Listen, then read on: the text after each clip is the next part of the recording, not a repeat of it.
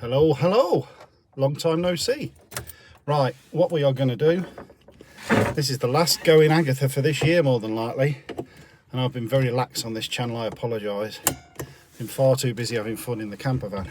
So I've just connected the battery up. We haven't moved the car, it's been on the front of the house since we got back from Milton Keynes, which is very naughty of me, but it is what it is. It's so hard to get it in and out of the garage when the van's on. So we're going to attempt a cold start. Obviously the petrol will have gone back, etc, etc, and then we'll go off for a little toot about before we put her in the garage. Choke is out. Obviously there's no petrol in the lines, I'd imagine. It's like being back in the 70s, isn't it? We used to hear that every morning. So for some reason, every time I film in this car, the camera shakes. I'm only doing this on a phone because it literally is a throwaway video that I thought I'd film, say hello, and like I say, just go for a little spin around the block. We'll try and get it off the drive here because the van's in the way. This could prove fun with no power steering.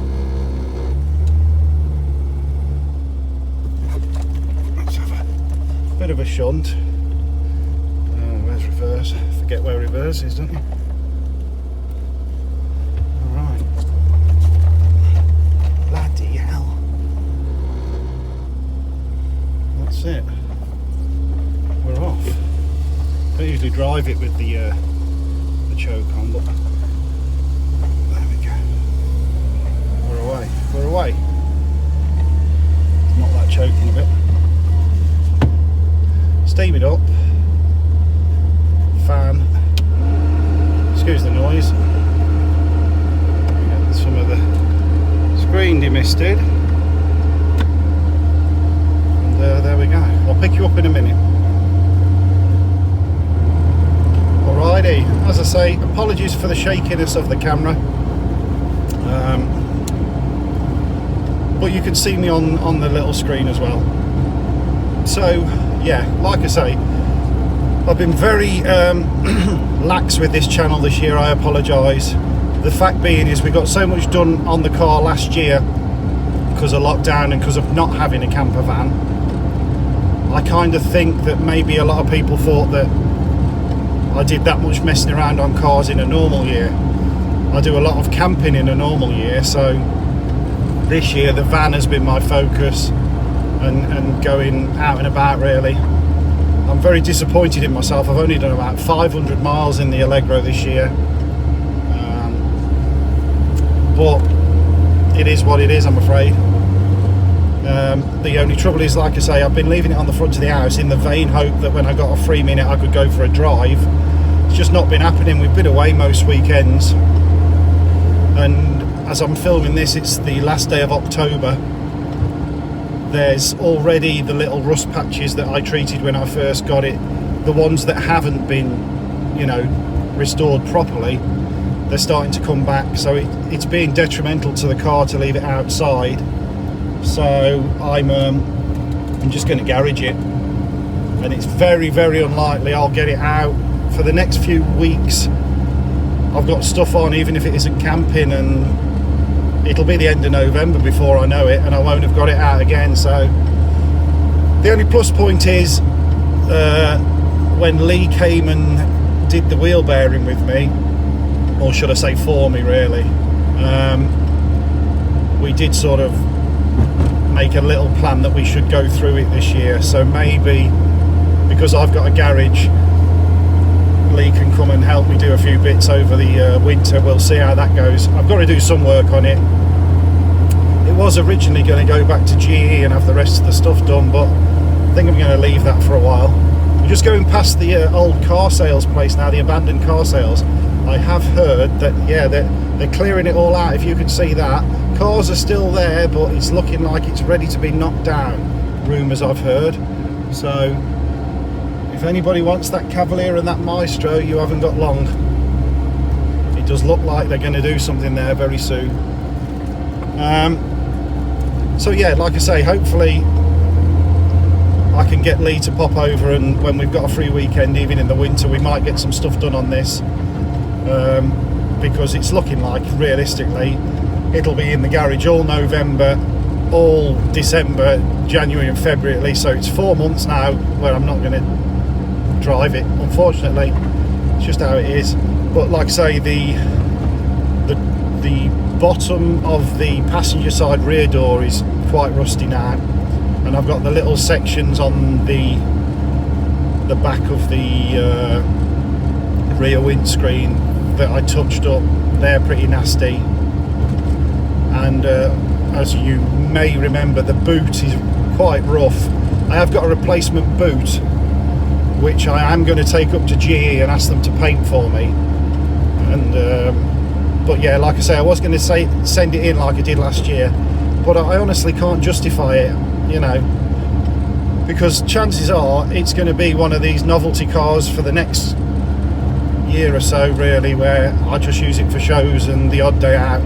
I really do love going camping more than tinkering with cars half the time, to be honest. So I appreciate some people may be disappointed. I will try and keep the channel updated, and hopefully if we do bits and bobs, I'll stick it on there. I'm not, you know, I'm not binning the channel off by any means, but I'm already apologising for lack of content. But I just think over the next few months, especially now there's no shows or anything, and once the car goes in the garage, I don't think you'll get to see much of it for a while. So yeah, that was it really. Like I say, I'm just basically having a trip round the block while there's a break in the rain, and then going to move the van off the drive, get the car at the bottom of the drive, wash it and leather it off, get it in the garage, and you know, that'll be it really. Other than a bit of tinkering that I might film, that'll be it for a while. So yeah, I was hoping to, unfortunately, I was hoping to not run out of petrol, but run it really low. But sadly, there's nearly half a tank in it. It is E5 super unleaded, which isn't the end of the world. But this, over Christmas and stuff, I want to change the fuel lines again. I want to drain the tank completely and leave it empty. I don't know if that's a good thing or a bad thing, but it's certainly, you know, with the I haven't got E10 petrol in anyway, so I guess it's no much different than last year. It stayed with the E5 in all over last Christmas, so maybe that's not an issue. But I would like to try and make the car be able to run on E10 without any drastic effects. But I think because I don't use it very often, I can't afford to just start using E10, I don't think. I mean, I don't know enough about fuel lines. Is fine, and you know, keeping the tank full is fine. It's just I don't know what it would do to the carburetor, and I'm not really an expert on the carburetors on these, what the E10 would eat or anything like that. So a bit of research over the coming months, and what I'm going to do next on the car. So we were stuck in a massive traffic light jam, and even I couldn't waffle for that long. I've just realised as well I left the fan on all the way through that last bit of talking, so hopefully you could hear me okay. So yeah, like I say, off back home now, put her away. I'll try and keep you updated on stuff and obviously film anything I do, and if I do get any stuff off Lee, I'll obviously stick it on the channel. If by any chance any of you miss seeing this ugly mug, and I know a few of you already do, I'm obviously putting content out all the time on my camper channel because we do go away most weekends.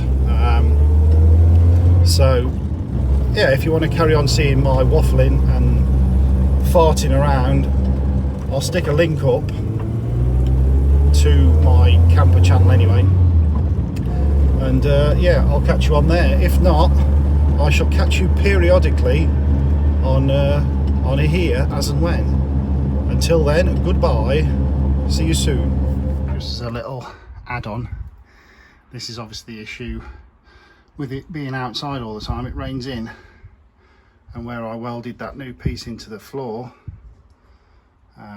it's full of water because the drain tubes are missing, and obviously I have issues with the the corner of the screen, so the back is full of water, even though I did drill tiny little holes in the corner. So it's doing it no good sitting outside. So I've just emptied the boot out, and at least I can dry that out. So yeah, there she is in the garage. The drain tray is under the engine just to catch any drips.